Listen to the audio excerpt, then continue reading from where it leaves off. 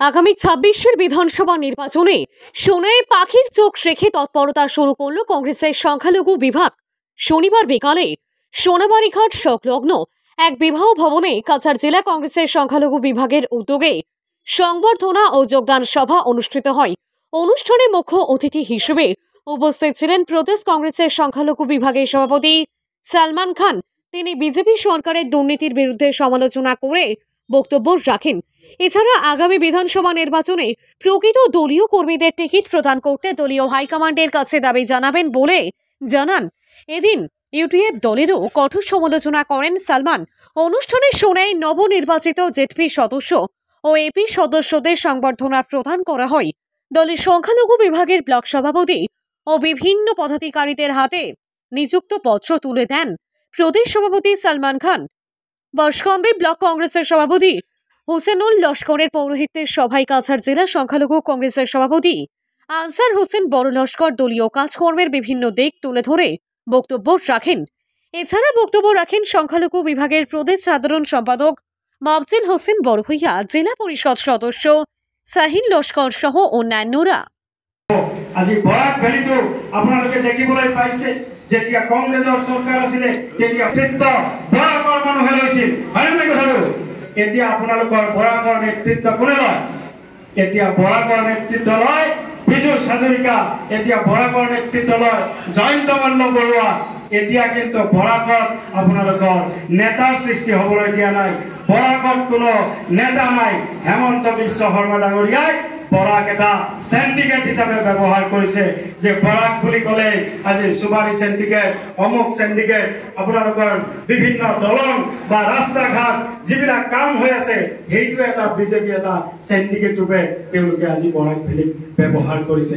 আৰু এই যি বিজেপি আজি সিন্ডিকেট ৰূপে ব্যবহার করেছে, আমাৰ যি নেতৃত্ব সেই নেতৃত্ব আমি যদি ঘূৰাই আনিবলগীয়া হয় তেতিয়াহ'লে আমি অসমত কংগ্ৰেছ দলৰ আমি চৰকাৰ গঠন কৰিব লাগিব। আৰু যদি কংগ্ৰেছৰ চৰকাৰ নহয় তেতিয়াহ'লে বৰাক ভেলীৰ অৱস্থা ভাৰতবৰ্ষৰ ভিতৰতকৈ আটাইতকৈ বেছি আৰু ভয়ানক পৰিৱেশৰ সৃষ্টি হ'ব। আপোনালোকে আটাইতকৈ বেছি দুৰ্বল হ'ব লাগিব এটা সময়ত গৈ গৈ। গতিকে মই সকলোকে অনুৰোধ কৰোঁ, আমাৰ মাজত বিজেপিয়ে ভাগ ভাগ কৰিব বিচাৰিব। আমাৰ মাজত যিমান মুছলমানসকলক ভাগ ভাগ কৰি তেওঁলোকে ৰাজনীতি কৰিব বিচাৰিব।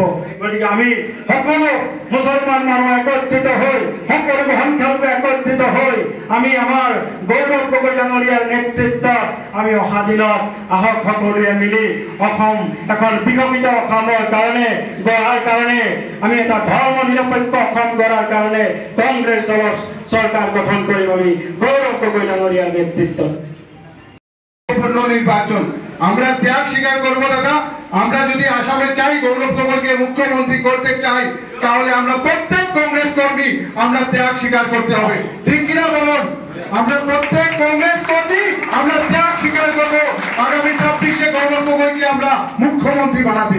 আগামী 26-এর নির্বাচনে সেই সোনাই বিধানসভায় অনেক প্রার্থীরা পাখির চোখ রেখেছে। আমি অনুরোধ রাখবো যারা বিগত দিনে সংগঠনের সঙ্গে যুক্ত ছিলেন তাদেরকে টিকিট দেওয়ার জন্য আমি আহ্বান রাখবো। আর যারা বিগত দিনে বিশেষ করে আমাদের কংগ্রেসি ওয়ার্কারদেরকে জেলে বলেছিলেন, যারা হাত পা ভেঙেছিলেন, এবং বিশেষ করে আপনারা জানেন বর্তমান যে সোনাই সমষ্টির বিধায়ক রয়েছেন কিছু কিছু জায়গায় গিয়ে উনি বলেন উনি নাকি কংগ্রেসে আসবেন। দাদা আমরা একটা কথা বলবো, সোনাই কংগ্রেস একটা শক্তিশালী হিসাবে রয়েছে, ওদের মতো লোক কংগ্রেসে এসে কংগ্রেসকে বদনাম করার দরকার নেই। উনি একটা দলকে পুরো শেষ করে দিয়েছেন, যে ইউডিএফ একটা দল ছিল সেই দলকে শেষ করে দিয়েছেন সোনাই বিধায়ক অনুমতি কর্মীরা। ওদের থেকে আপনারা সাবধান থাকবেন। এবং কিছু কিছু নেতা বিধায়ক হওয়ার জন্য কংগ্রেস দলে এসেছেন।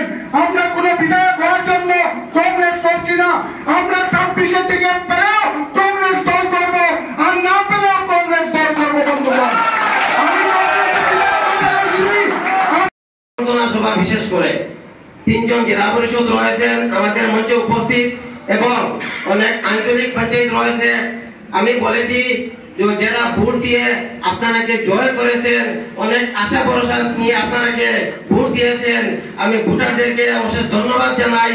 এবং আপনারাকে ভোটারদেরকে অনেক আশা নিয়ে ভোট দিয়েছেন, আপনারা যাতে উনাদের আশা পূরণ করেন, আপনারা গরিব দুঃখী মানুষের যাতে সুন্দরভাবে কাজ করিয়ে যান, তাই আমি আপনার আগে অনুরোধ করব। তাই বলে আমি আমার বক্তব্য সমাপ্ত করি। আসসালামু আলাইকুম।